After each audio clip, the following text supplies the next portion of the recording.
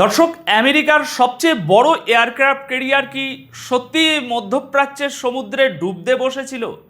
গতকাল Gulf of ওমানে আমেরিকার যুদ্ধজাহাজে সরাসরি মিসাইল এবং ড্রোন হামলা চালিয়েছে ইরান। কিন্তু কেন?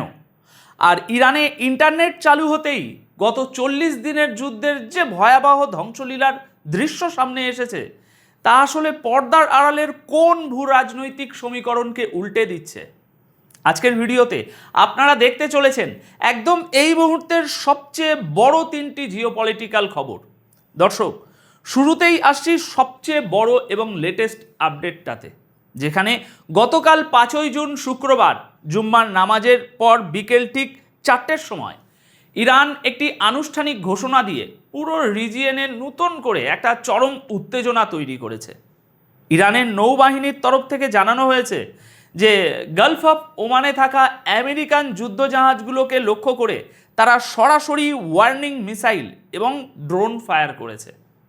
এর ফলে আমেরিকান জাহাজগুলো তাদের রুট পরিবর্তন করে পিছু হটতে বাধ্য হয়েছে। এখন দর্শক, এখানে একটা জিনিস গভীরভাবে বুঝতে হবে, এই হামলাটা কিন্তু শূন্য থেকে হয়নি। এর ঠিক কয়েক ঘন্টা আগেই আমেরিকান সামরিক বাহিনীর ইন্দো প্যাসিফিক কমান্ড ঘোষণা করেছিল যে তারা ভারত মহাসাগরে এমটি ডাভিনা নামের একটা নিষেধাজ্ঞাপ্রাপ্ত জাহাজের দখল নিয়েছে। আমেরিকার দাবি কী ছিল?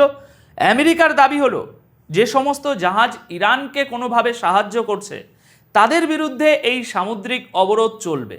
অর্থাৎ আমেরিকা ইরানের ইকোনমি এবং সাপ্লাই চেনের গলা টিপে ধরতে চাইছে। আর ঠিক এই পদক্ষেপের কাউন্টার রিয়াকশন হিসাবেই ইরান আমেরিকান যুদ্ধজাহাজের দিকে মিসাইল ছুঁড়েছে গতকাল। ইরান পরিষ্কার বার্তা দিচ্ছে যে সমুদ্রপথে তাদের বাণিজ্যিক রুট বা তেলের ট্যাঙ্কার আটকালে আমেরিকার যুদ্ধজাহাজও আর এই অঞ্চলে কোনো মতেই নিরাপদ নয়।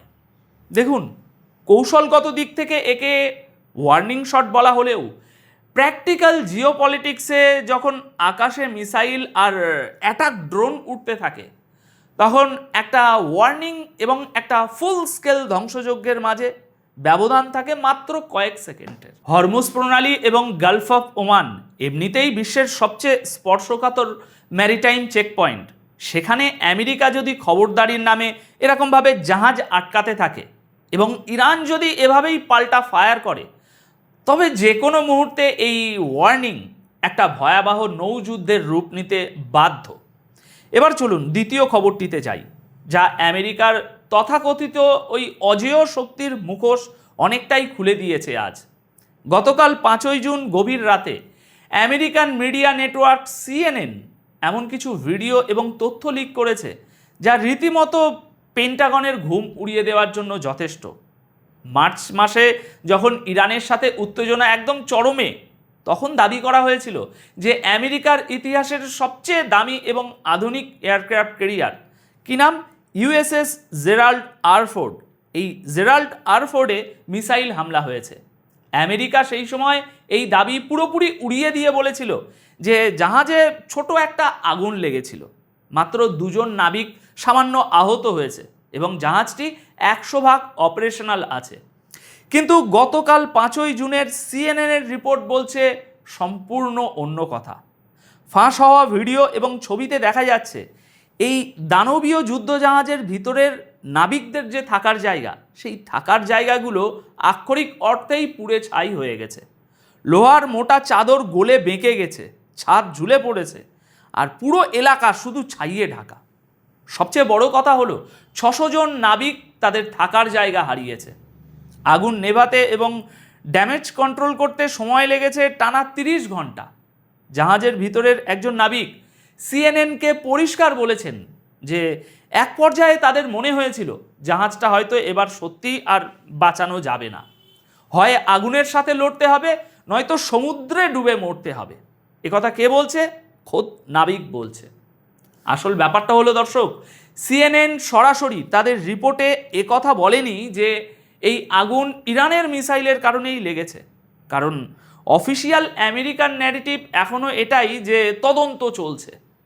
কিন্তু রিপোর্টের ভিতরেই বলা হয়েছে যে রেড সি এবং ওই অঞ্চলে ডিপ্লয়মেন্টের পুরো সময়টা জুড়ে USS জেরাল্ড আর ফোর্ড ক্রমাগত শত্রুর মিসাইল এবং ড্রোনের নিশানায় ছিল।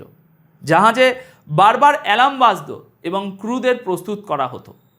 এখন একজন লজিক্যাল মানুষ হিসাবে আপনি নিজেই ভাবুন, যদি এটা সত্যিই শুধুমাত্র একটা সাধারণ যান্ত্রিক ত্রুটি বা শর্ট সার্কিটের আগুন হতো, তাহলে আমেরিকা কেন এত মাস ধরে এই বিশাল ক্ষতির পরিমাণ দুনিয়ার কাছে লুকিয়ে রাখলো?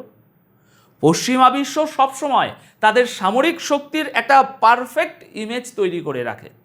যদি দুনিয়া জেনে যায় যে $1 বিলিয়ন একটা আমেরিকান এয়ারক্রাফট ক্যারিয়ারও বিপদে পড়তে পারে এবং তাদের যে বিশ্বসেরা টেকনোলজি, সেই টেকনোলজি ফেল করতে পারে, তাহলে গ্লোবাল সাউথ বা তাদের প্রতিপক্ষ দেশগুলোর কাছে আমেরিকার ভয় বা ডিটারেন্স আর কাজ করবে না।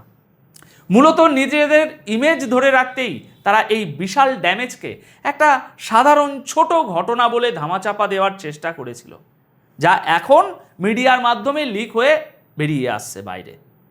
দর্শক, এরপর আসছি আমাদের তৃতীয় এবং সবচেয়ে ভয়াবহ খবরটিতে।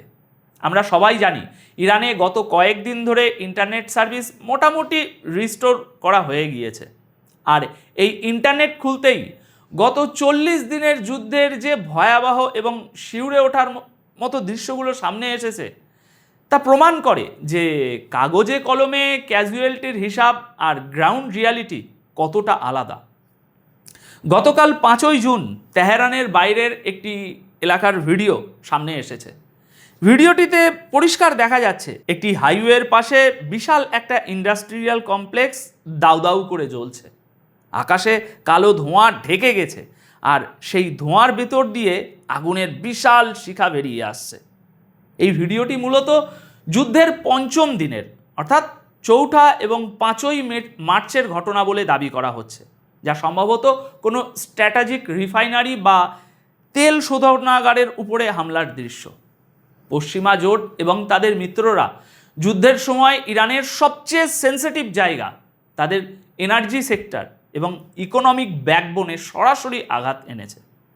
দেখুন, যুদ্ধের সময় যখন ইন্টারনেট ব্ল্যাকআউট থাকে, তখন বাইরের দুনিয়া শুধু ওই অফিসিয়াল ব্রিফিং আর স্যাটেলাইট ইমেজের উপরে নির্ভর করে।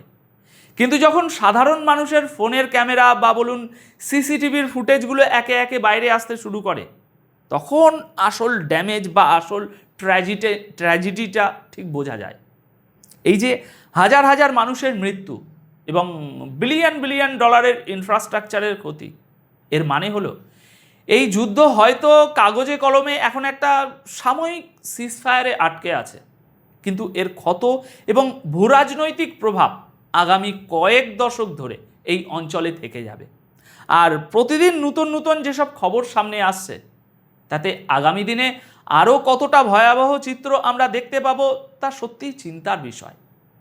একদিকে আমেরিকা তার নড়বড়ে হয়ে যাওয়া আধিপত্য ধরে রাখতে মরিয়া, অন্যদিকে ইরান সরাসরি সেই আধিপত্যকে চ্যালেঞ্জ করছে। এখন এই পরিস্থিতিকে আপনারা কিভাবে দেখছেন, কিভাবে বিশ্লেষণ করছেন? আপনাদের মতামত অবশ্যই নিচে কমেন্ট করে জানাবেন। আজ এই প্রতিবেদন তাহলে এখানেই শেষ করব। দেখা হবে পরবর্তী প্রতিবেদনে। সবাই খুব ভালো থাকবেন, সুস্থ থাকবেন। ধন্যবাদ আপনাদের সকলকে।